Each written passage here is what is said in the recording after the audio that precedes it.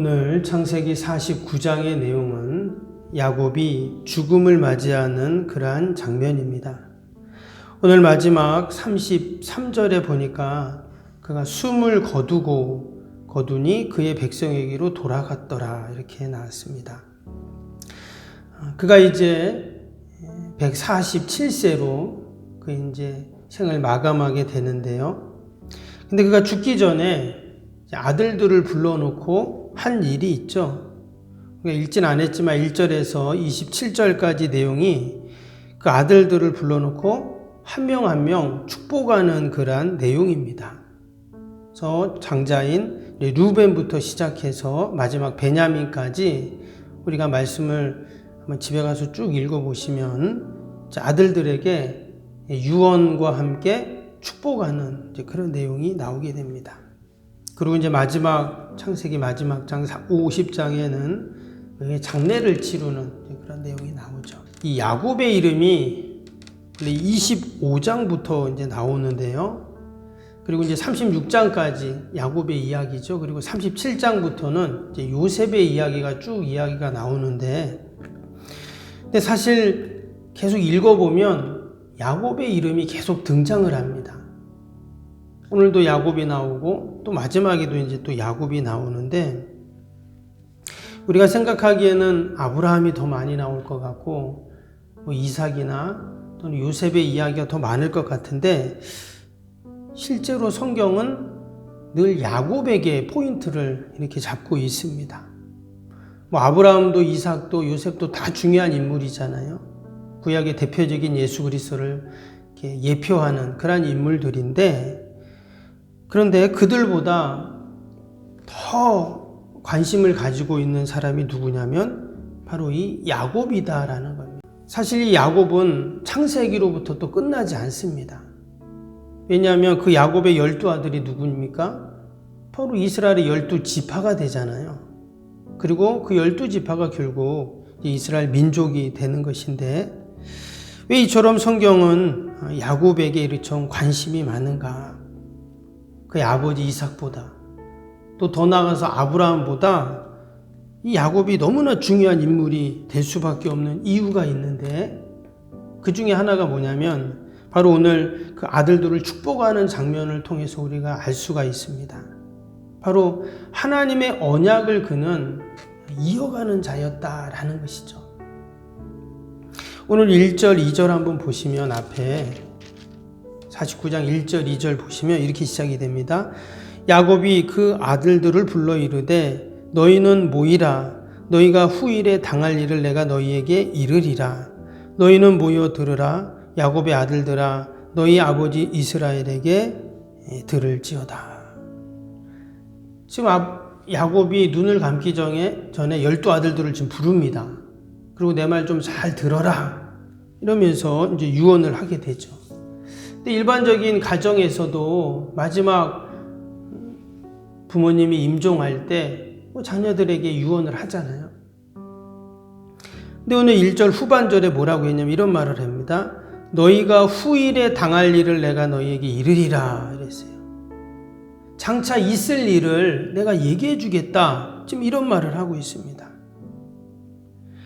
근데 실제로 이 야곱이 자녀들에게 했던 유언, 또 그 축복의 내용들을 자세히 보면 정말 장차 그의 자녀들에게 다 그 일들이 다 일어나게 됩니다. 야곱이 기도한 대로 그 자녀들에게 다 이루어졌다라는 겁니다. 마치 야곱이 이미 다 있었던 일들처럼, 또 이미 다 알고 있는 것처럼 그렇게 야곱이 지금 이야기를 하고 있다는 거예요. 그럼 어떻게 야곱에게 이러한 신비한 능력이 있을까요? 아직 일어나지도 않은 일을 그냥 술술술 다 얘기하는 거예요. 그리고 그가 기도한 대로 또 그렇게 다 됩니다. 그런데 이것은 신비한 능력이 아니었어요. 하나님께서 야곱을 통해서 하나님이 하시는 말씀이었고, 또 하나님이 이미 하신 그 말씀대로, 그 언약대로 하나님이 이루어 가시는 과정이었다라는 것입니다. 그리고 야곱 개인의 입장에서 보면 지금 그 아들들을 누가 제일 잘할까요? 12명이나 되지만 사실 아들들을 제일 잘하는 사람은 야곱이죠. 야곱의 그 아들들의 영적인 상태를 아버지가 제일 잘 압니다. 그걸 알 수 있는 게 오늘 28절에 보니까 28절에 이런 말씀이 나오죠. 이들은 이스라엘의 12지파라. 이와 같이 그들의 아버지가 그들에게 말하고 그들에게 축복하였으니 곧 그들 각 사람의 분량대로 축복하였더라. 그 아이들의 각각의 분량대로 지금 축복했다, 기도했다, 이런 말이죠. 어느 날 갑자기 이제 죽음이 다가와서 자식들 다 불러놓고 마지막 말을 한 것이 아니라 지금 이 자녀들을 한 명 한 명을 이 야곱은 누구보다 잘 알고 있었고 그들을 위해서 늘 그는 기도했고 그들의 영혼을 하나님께 올려드리고 있었다는 것을 알 수가 있어요. 하나님이 우리에게 주신 사명이 많이 있지만 그 중에 하나가 바로 우리가 우리의 자녀들을 돌보고 양육하는 일인 줄로 믿습니다. 우리의 자녀들을 위해 기도하는 것은 말할 것도 없고 하나님이 나에게 주신 그 언약을 우리의 자녀들에게 우리가 잘 전수하는 일, 이것이 너무나 중요하죠. 지난주일 오후 예배 때도 강사 목사님이 자녀 양육에 대한 말씀을 이렇게 많이 해주셨는데 우리의 자녀들이 이미 다 컸지만 우리가 우리 자녀들을 위해서 뭘 해야 된다 그랬죠? AS를 잘해야 된다 그랬잖아요. 우리 성도에게 있어서 자녀들에 대한 최고의 AS는 기도인 줄로 믿습니다. 아멘. 그래서 우리가 늘 자녀들 위해서 기도해야죠. 야곱이 어떻게 이처럼 구약에서 너무나 이처럼 중요한 인물이 될 수 있었는가? 그것은 바로 그가 하나님께 받았던 그 말씀, 그 언약을 그의 자녀들을 통해서 계속 그 언약을 잘 그가 이어갔기에 이처럼 중요한 인물이 된 것이죠. 또 한 가지는 그는 늘 본향을 바라보는 그러한 삶이었습니다. 오늘 그 마지막 죽음에 임박해서 그 모습이 더 극명하게 드러나죠. 그가 지금 이곳에 있지만 그는 어디에 늘 마음이 있었습니까? 그의 고향, 바로 가나안에 그의 마음이 늘 있었죠. 지금 그가 애굽에 와서 17년 정도 지금 살았습니다. 130에 왔잖아요. 지금 이제 147세인데 그가 17년 동안 이 애굽에 머물면서 사실 기근을 피해 이제 온 곳이죠. 그러나 이곳에 영원히 살 곳이 아니라 하나님의 약속의 땅, 그는 가나안으로 돌아가야 된다 하는 마음을 늘 가지고 있었습니다. 그래서 앞에 46장 4절에 이런 말씀이 있어요. 내가 너와 함께 애굽으로 내려가겠고 반드시 너를 인도하여 다시 올라올 것이며 요셉이 그의 손으로 내 눈을 감기리라 하셨더라. 그러니까 하나님이 야곱이 애굽으로 가족들과 함께 내려올 때 하나님이 야곱에게 말씀하셨어요. 네가 애굽으로 내려가지만 다시 내가 너를 이 가나안으로 인도할 거다. 다시금 네 아들 요셉이 너를 이곳으로 올라오게 하고 또 눈을 감게 하게 할 것이다. 이런 이야기를 합니다. 때문에 이 야곱은 그래 내가 있을 곳은 애굽이 아니라 가나안이야. 그런 마음을 그는 갖게 되죠. 그래서 애굽에 갔을 때 그들의 야곱과 그의 가족들이 어디에 정착합니까? 고센 땅이라는 곳에 정착을 하게 됩니다. 근데 이 고센이라는 곳은 어디냐면 이스라엘과 애굽, 이집트와의 경계 지역에 있습니다. 이 고센 땅은 목축하기에 좋은 땅이죠. 지금도 이 고센 땅에는 목축하는 사람들이 많이 있습니다. 그런데 야곱이 이 고센 땅에 정착한 이유는 목축하기 좋은 땅이기도 하지만 애굽과 이스라엘의 경계 지역이었기 때문에 그들이 저 애굽의 내륙으로 들어가서 정착하지 않았다는 거예요. 왜 그들이 애굽과 이스라엘의 그 경계 지역에서 정착하며 그들이 살았는가?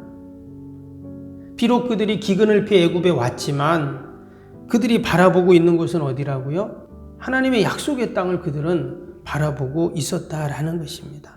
여러분, 동일하게 우리 성도들도 우리가 지금 이 땅에 발을 딛고 살고 있습니다.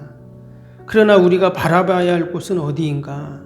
우리는 늘 하나님의 나라, 우리는 천성을 바라보며 사는 자들인 줄로 믿습니다.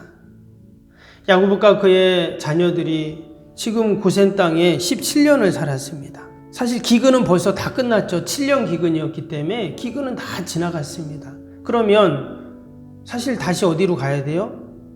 고향으로 다시 올라가야 되잖아요. 근데 그들이 올라가지 않고 그 애굽 땅에 정착해 버립니다. 그곳에서 너무나 다 잘 정착해서 무려 430년을 이제 그 애굽 땅에서 살게 되죠. 나중에 요셉도 죽고 당시에 바로왕도 죽고 왕조가 바뀌고 이제 그러면서 이스라엘 백성들은 거기서 종살이를 하게 됩니다. 근데 무려 그들은 그곳에서 430년을 살게 되죠. 근데 지금 야곱의 가족과 그 이스라엘의 모습을 보면 마치 우리의 모습과 너무나 흡사하다는 것입니다. 우리도 이 땅에 너무나 잘 정착해 살고 있죠. 혹시 우리 중에 나는 빨리 하늘나라 갔으면 좋겠다 이런 생각할 수도 있는데 그래도 우리는 어때요? 이 땅에서 우리는 다 잘 살아가고 있습니다. 그러나 우리의 마음속에는 우리 성도들의 마음속에는 늘 어디에 마음이 가야 하냐? 바로 저 하나님의 나라 늘 천성을 향해서 우리는 우리의 마음이 있어야 할 줄로 믿습니다.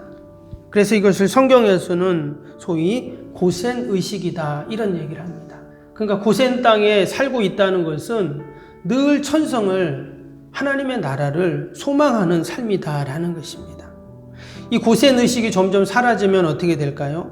이곳이 좋사오니 하면서 이 땅에서 그렇게 이 땅이 전부인 양 그렇게 살 수밖에 없는 것이죠. 결국 이스라엘 백성들이 그 고센 의식이 점점 사라졌을 때 그들은 그곳에서 종살이 할 수밖에 없었다라는 것을 성경은 보여주고 있습니다. 우리가 야곱의 유언을 보면서 다시금 우리의 고센 의식을 되살려야 합니다. 지금 야곱이 유언할 때 29절 다시 보시면 이렇게 말하죠. 그가 그들에게 명하여 이르되 지금 자녀들에게 말합니다. 내가 내 조상들에게로 돌아가리니 나를 햇사람 에브론의 밭에 있는 굴에 우리 손주와 함께 장사하라. 30절에 보면 이 굴은 가나안 땅 마므레 앞 막벨라 밭에 있는 것이라.